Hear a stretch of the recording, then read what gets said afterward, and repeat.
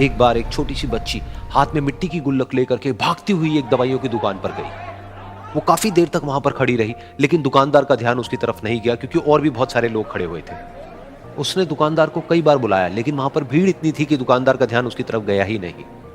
और फिर उस बच्ची को थोड़ा सा गुस्सा आया तो उसने अपनी मिट्टी की गुल्लक लेकर के वहीं काउंटर पर जोर से रख दी, जिसके बाद में जो दुकानदार था और जितने भी लोग खड़े थे वो सब उस बच्ची की तरफ देखने लग गए। और फिर उस दुकानदार ने उस बच्ची से पूछा, बेटे आपको क्या चाहिए? तो वो बड़े ही भोलेपन से बोली कि मुझे एक चमत्कार चाहिए।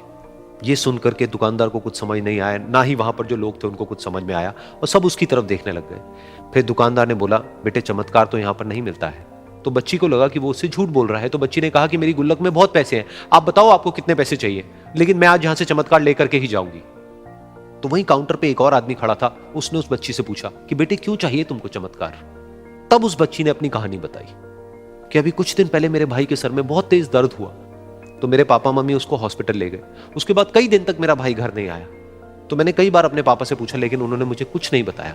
उन्होंने बार बार यही कहा कि वो आ जाएगा, वो कल आ जाएगा, वो कल आ जाएगा, लेकिन वो आ ही नहीं रहा था।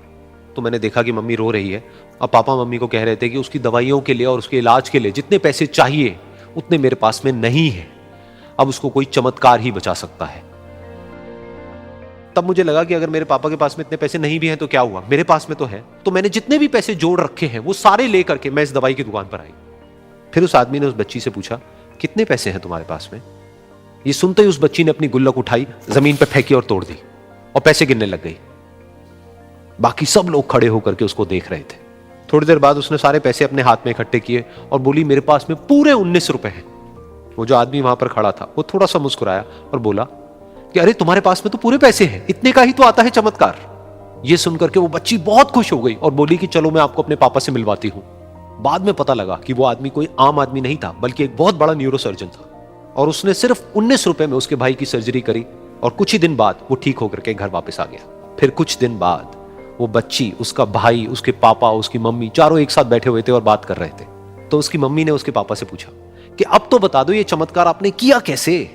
तो उन्होंने अपनी बेटी की तरफ देखा और बोले, ये चमत्कार मैंने नहीं, इसने किया है।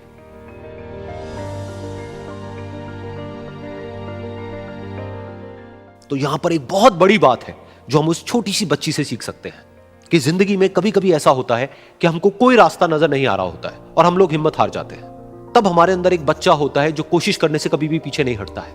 वो हार मानने को तैयार नहीं होता है क्योंकि उसको ना शब्द समझ नहीं आता है।